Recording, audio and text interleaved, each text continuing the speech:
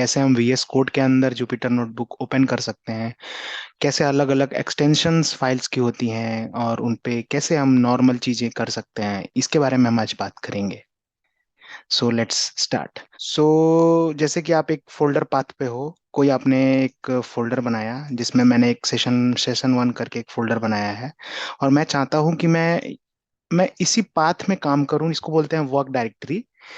इसके दौरान मैं जो भी काम करूंगा मैं चाहता हूं कि ये इसमें ही सेव होता रहे, और जैसे कि मैं काम कर रहा हूं, मैं अगर चाहूँ तो डिस्कनेक्ट करूँ, अगले दिन आऊँ तो फिर यहीं से कंटिन्यू कर सकूँ इस पर्टिकुलर अलग अलग फोल्डर्स में।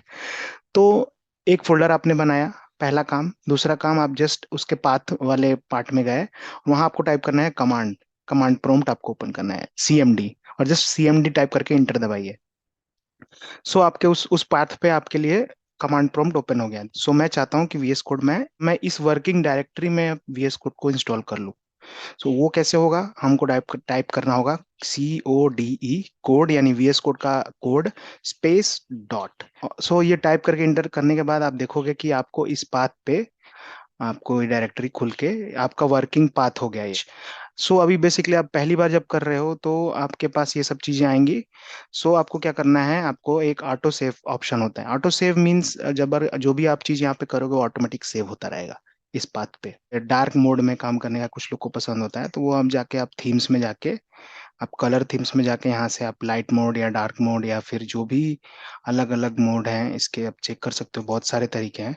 सो मुझे भी डार्क मोड ही पसंद है, सो मैं भी इसमें ही व्यू में करूंगा। तो जैसा कि हम जानते हैं, देख रहे हैं कि हम एक वर्किंग डायरेक्टरी में है, जो कि हमने ऑलरेडी आपको दिखाया कि ये this is our working directory, जो कि हमने सेशन 1 करके नाम बनाई थी, वो हम देख सकते हैं वो यहाँ पे है। सो हम चाहते हैं कि इसमें हम एक फोल्डर बनाएं जो कि नोट्स, जिसमें हम मान लो हम कुछ नोट्स रखना चाहते हैं।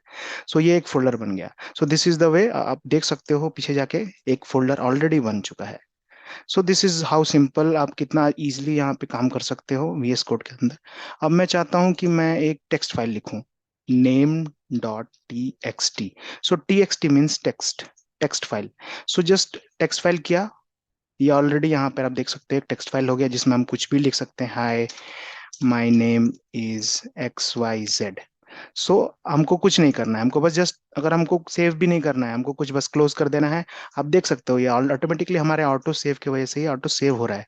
तुरंत के तुरंत आप देख सकते हो यहाँ पे ये फाइल दिखती रहेगी आपको फोल्डर में। सो हमको अगर पाइथन फाइल बनानी है तो सेम लाइक ऐप, कुछ भी नेम डॉट पी वाई क्या होता है, पाइथन का एक्सटेंशन होता है। सो एक्सटेंशन लिख के हम पाइथन की फाइल लाइक हम प्रिंट या फिर कुछ भी करें। So this is also saved. सो हम जो काम कर रहे हैं वो ऑटोमेटिकली सेव हो रहा है। रन करने के लिए मैं आगे बात करूंगा। ये अगला काम क्या करना है कि हम टर्मिनल ओपन करना है। टर्मिनल मीन्स जैसा कि हम कमांड प्रॉम्प्ट देखते हैं, अभी जैसे हमने ये कमांड प्रॉम्प्ट देखा, हम चाहते हैं कि कुछ लोग का आदत होता है वो कमांड प्रॉम्प्ट से काम करने का, या फिर वो एक बेटर वे होता है एक कोडर के लिए। सो this is terminal and new terminal. So you can see हमारे उसी पाथ पे हम देख सकते हैं कि जो हमारा पाथ था वो उस पाथ पे ही, मतलब हमारा टर्मिनल ओपन हो गया।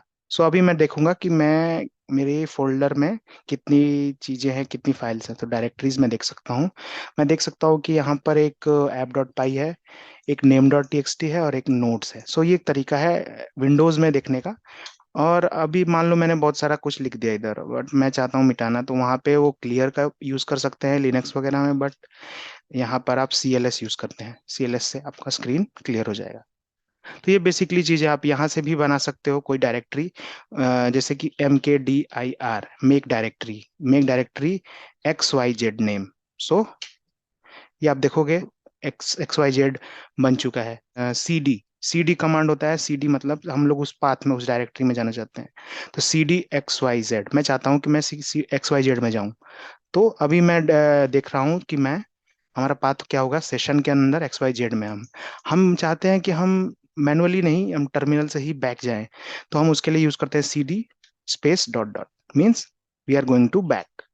सो आप देख सकते हो आप सेशन 1 में आ गए, मतलब आप पिछले वाले फोल्डर में आ गए। जस्ट जो मैंने यहाँ पे पाइथन की फाइल लिखी है, मैं सेशन 1 में ही हूँ, मैं चाहता हूँ इसको रन करना, तो मैं यूज करूंगा पाइथन, क्योंकि मैं चाहता हूँ कि पाइथन के थ्रू रन हो। मेरे में ऑलरेडी इंस्टॉल्ड है सब कुछ, ये जस्ट मैं एग्जांपल दे रहा हूँ। AP, उसके बाद टैब दबाऊंगा, तो ऑटोमेटिकली वो समझ जाएगा VS कोड की मैं वही फाइल ढूंढ रहा हूँ, या फिर वो उससे रिलेटेड सारी फाइल्स को एक एक करके दिखाएगा। सो मैं एंटर कर दूंगा।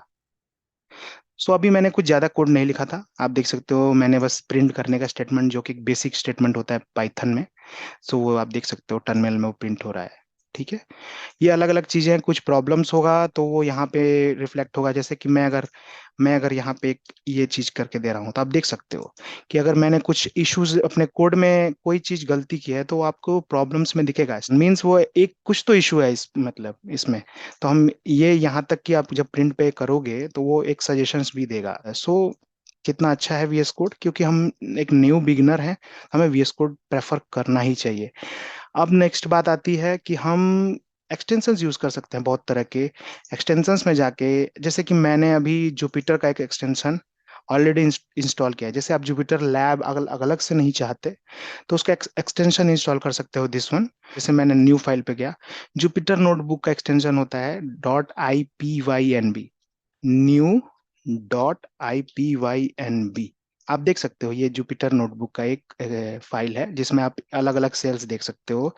ये VS कोड का सबसे अच्छी चीज है कि वो सजेशंस देता है। लेकिन अगर मैंने PR लिखा तो वो जानता है कि प्रिंट करा सकते हो प्रॉपर्टी, उसके जो डेटाबेस में या फिर उसके जो कोड में या फिर उसकी लाइब्रेरीज में जितनी भी चीजें होंगी वो उसको सजेस्ट करेगा। जैसे भी आप प्रिंट लिख के एक ब्रैकेट रखोगे, उसके सारे चीजें आ जाएंगी कि वो क्या क्या कर सकता है। लाइक हम सेपरेशन यूज कर सकते हैं, इंड स्टेटमेंट यूज कर सकते हैं। आप एक बार रिकॉल कर सकते हो, लाइक कि सेपरेशन किस लिए यूज होता है, इंड किस लिए यूज होता है, फाइल फ्लश। सो बहुत सारी चीजें हम डिटेल में प्रिंट स्टेटमेंट्स भी पढ़ेंगे।